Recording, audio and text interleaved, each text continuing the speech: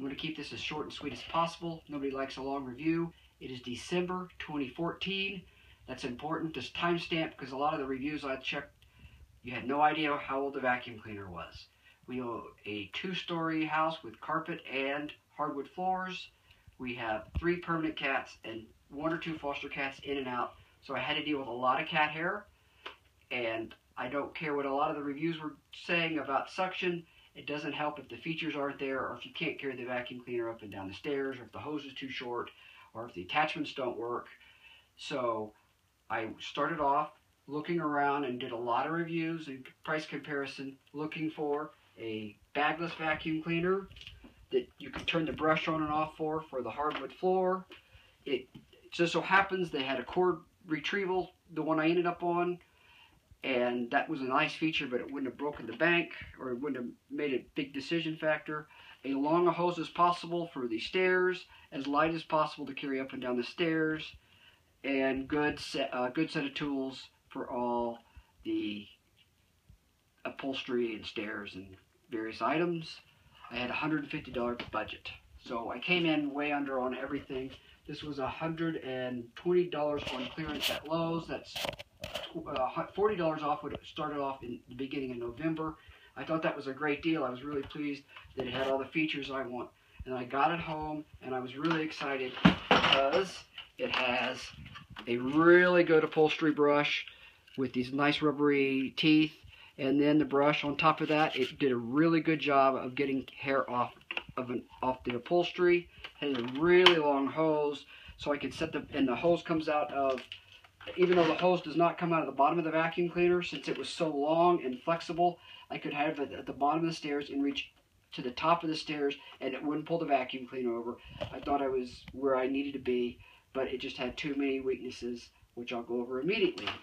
The very first time I used it, the hose keeper broke, which is really critical because with all this hose, you got to have the hose manageable, because it turns the vacuum cleaner on and off, because this is located in a poor location and it's quite heavy.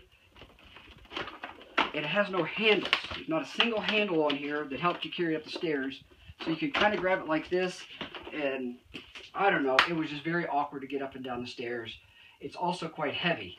So even though it had a pretty good upholstery brush where it's got the hair, it's got a brush and the rubber teeth, that was a good combination. But overall, with it breaking and it turned itself off, I couldn't love the vacuum cleaner. And the cord retrieval never pulled it in more than a foot off the end. It was beyond weak. It won't ever, it just doesn't do any better than that. Another big complaint, not big complaint, but an observation was, no matter how high or low I adjusted the height of the vacuum cleaner, the brush would bog down on the carpet. You could noticeably hear it slow down over the carpet.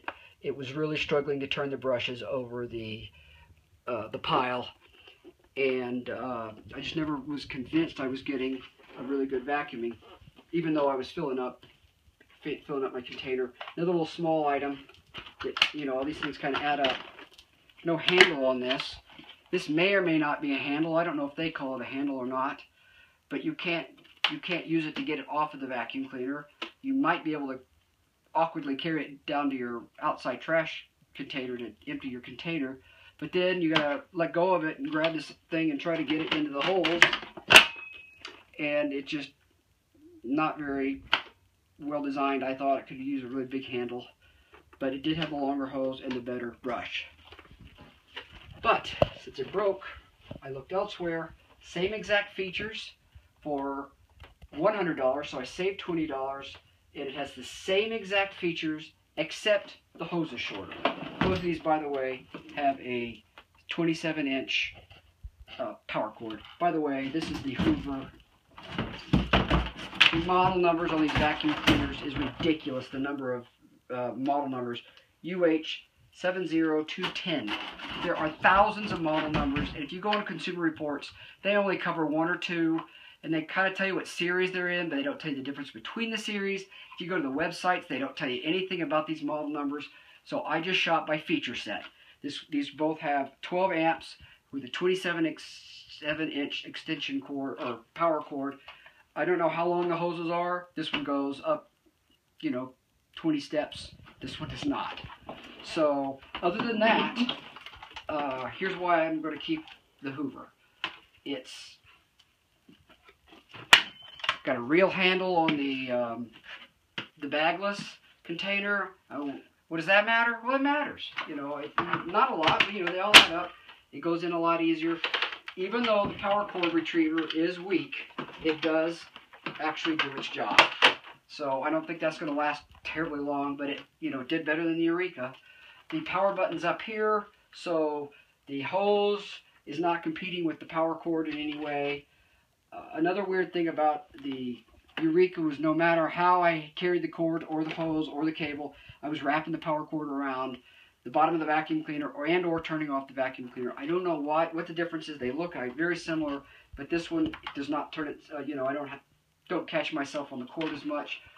This one is quite a bit lighter, and it has significant, true, honest-to-goodness handles. So even though the hose is shorter, I can easily carry this up the stairs with the shorter hose and vacuum each hose as I go up the stairs. So overall, there was no distinct disadvantage with having a shorter hose. I did a very unscientific test. I vacuumed with this one, and then I followed it up with the Eureka. The Eureka picked up no hair after I picked up with the Hoover. Then the next day, I vacuumed with the Eureka, and I followed up with a Hoover, and the Hoover picked up some hair. So, unscientific, but this one does seem to do a better job as on the carpet. On the hardwood, as far as workflow, I couldn't tell a difference in, they both cleaned evenly, equally easy. None was a lot easier to use or harder to use than the other. So, just these tests are for the stairs and carpet only. I hope this review helps. Have a great day. Okay, I did forget to mention a few things about the attachments, which are very important because that's why I chose these two vacuum cleaners to review.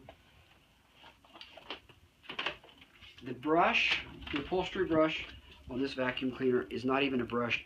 It's useless. I have no idea what they were thinking. This is literally useless. The good news is, since I came out $50 under budget, $20 under my original vacuum, I'm going to go out and look for a $20 or $30 attachment or brush, or cheaper of course, that will work on this, that's comparable to the really nice one that came with the Eureka, but this is useless. I wish I could have afforded a better vacuum cleaner that allowed me to control the suction on the tools, because just like Consumer Reports will tell you, when you buy a budget vacuum cleaner, you're 100% suction all the time, and if you put this on a loose sheet, or if you've got covers on your upholstery, it sucks the sheet right up in there. You got to turn it off and pull it out, so you got to be really gentle with both of these because they have no suction control. That's just life in the budget world. But I will also point out that this one has these plastic teeth, and they drum up the hair or dirt, and then it sucks in fine. This one actually does have a nicer brush and these little attachments that pull up the hair. So even though they both say pet, this one's actually, they were thinking about pets. I don't know what they were thinking with this one. But at the bottom line is, they did do the adequate job on vacuuming. Thank you.